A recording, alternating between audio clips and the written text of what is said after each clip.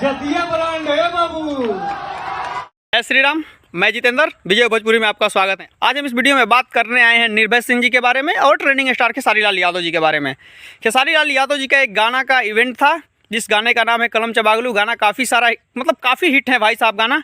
इस गाने के इवेंट में पहुँचे थे ये दिग्गज स्टार। इनको हम छोटे पवन सिंह जी के नाम से भी जानते हैं। ऐसे इन्होंने इवेंट में गए थे खेसारी लाल यादव जी के।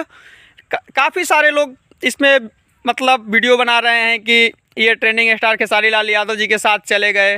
ऐसा कुछ बात नहीं है भाई साहब, एक्टर है, एक्टर कहीं पे भी काम कर सकते हैं। ऐसी बात थोड़े है कि वो पवन सिंह जी के ही इवेंट में जाएंगे, ऐसी कुछ बात नहीं है। आप सब इस विषय में क्या कहते हैं? कितने लोग वीडियो बना रहे हैं कि ये पवन सिंह जी के आदमी हैं, खेसारी लाल यादव जी में चले गए। ऐसा कुछ बात नहीं है।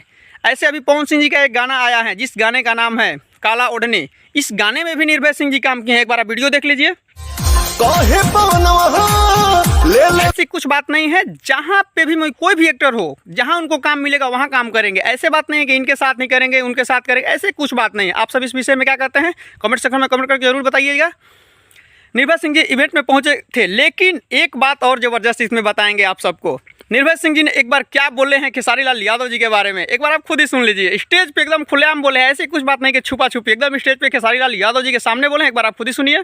भारी हो, जतिया ब्रांड है बाबू। कोई भी एक्टर हो, ट्रेंडिंग स्टार खेसारी लाल यादव जी और पवन सिंह जी को एक साथ अगर मूवी कोई डायरेक्टर लाना चाहता है तो क्या ऐसी बात नहीं है? आ सकता है, ऐसी बात कुछ नहीं है। दोनों स्टार के एक साथ मूवी आ सकता है, लेकिन क्या मैटर है कुछ। फिलहाल इस वीडियो में इतना ही। वीडियो को लास्ट तक देखने के लिए धन्यवाद। जाते जाते चैनल को सब्सक्राइब करके जरूर जाइएगा। जय माता दी।